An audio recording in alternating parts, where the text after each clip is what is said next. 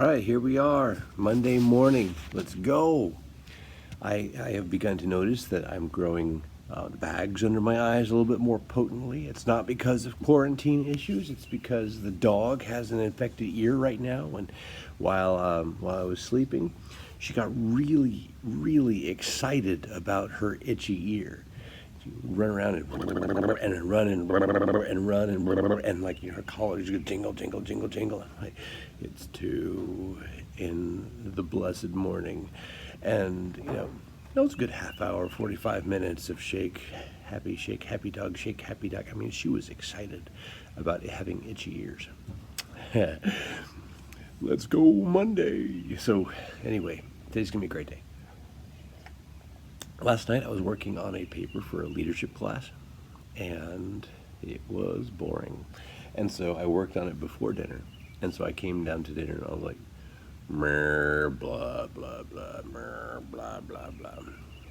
And my brain was in, I'm doing smart stuff for school mode, which is, of course, the best way to be completely brainless and thoughtless and not actually focusing on good smart stuff. And so to help ease me back into the reality of good things that are fun to talk about, my daughter, at every meal, will take the opportunity, because she is totally missing all of her social time with her people, totally missing her teacher who needs a raise and a sainthood at this point in time. Needs all those things. My daughter will start telling us things about things. And like she told us that octopuses, octopi, octopods, that's what we'll call them, octopods. Octopods have purple blood, which I don't know if it's true, but I mean, it was like, I don't know enough to say that it's not true. It's like, that's weird.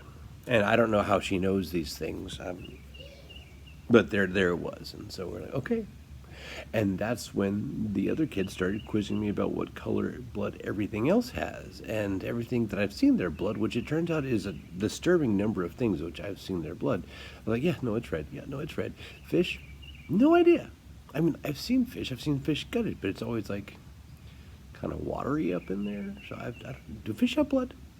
They gotta have blood, right? Living things have blood. I don't know. And it's actually kind of a fun place to be. It's like not knowing what's going on with things, not knowing things. And it was, going from like doing that class where I have to pretend like I know what I'm talking about to like having no clue. So much fun. And then Johanna just blew my mind. She said, the number of stars in the sky, and I thought she was going to go to the whole thing where like the Abraham would have the number of descendants as there were stars in the sky.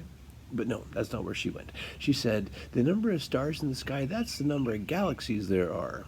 And because we had been through the whole purple blood octopod thing, I'm like, huh.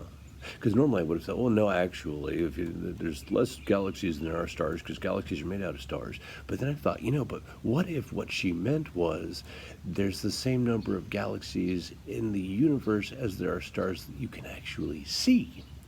And that was a fun thought. Because you can see less stars, but there's more galaxies. And then it just led me down this train of thought of thinking, the more stars we can see, that would mean there's more galaxies. And so this is where my reinvigorated brain went. I remember reading The Lion, the Witch, and the Wardrobe, and reading something that was almost heretical, but it was absolutely beautiful. And it was the idea that as the children who would go into Narnia grew older, Aslan the lion would get bigger. And I thought, just because we get older doesn't make God a bigger God, right?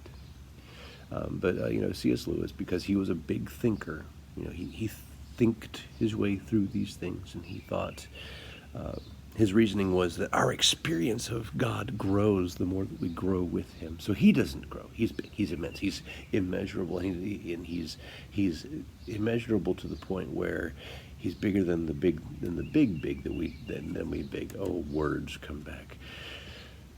God's big.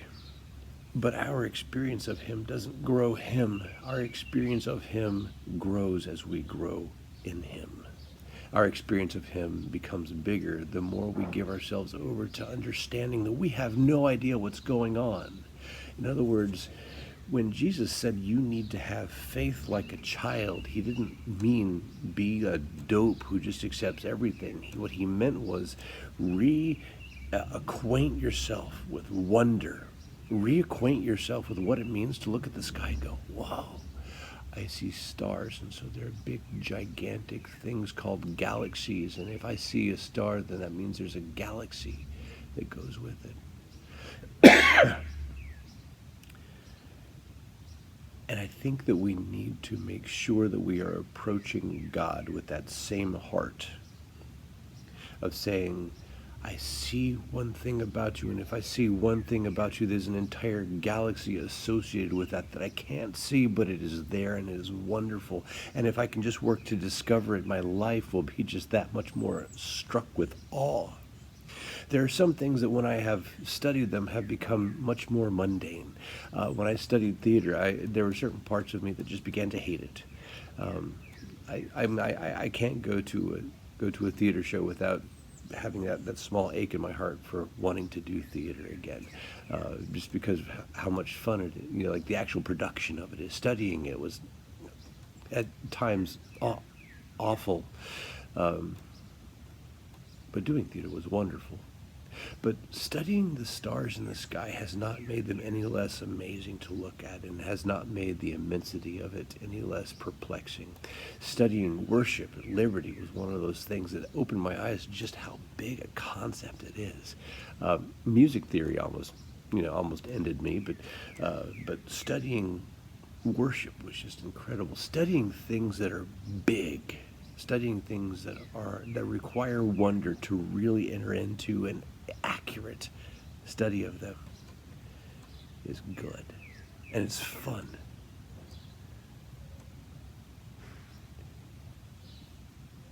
When you spend your quiet time with God, and please spend a couple minutes today, when you spend that quiet time with him, take your boxes that you put him inside of and get rid of them. Toss them, throw them away, burn them, drag them out, whatever you got to do. Shred the boxes, because God doesn't go in a box. God makes boxes. God made us to make boxes. They help us to reach high places. They help us to store things, but we don't store him in them. And we need to take our concept of God out of that box and imagine that everything that we think we're starting to understand, the more we understand that concept, the more there's an entire galaxy of mysteries just waiting for us to go and taste. There's a proverb that says that God set eternity in the hearts of man. He gave us a taste for the flavor of big things, and he gave us a desire to work at understanding them. Allow yourself that wonder. Allow yourself the great joy of not knowing, but desiring to know. And come to your meal table this morning asking questions, lots of questions, big questions, small questions, questions. Have fun with not knowing things, but working at finding out. Have a great Monday, you guys. We're going to crush this week. It's going to be awesome.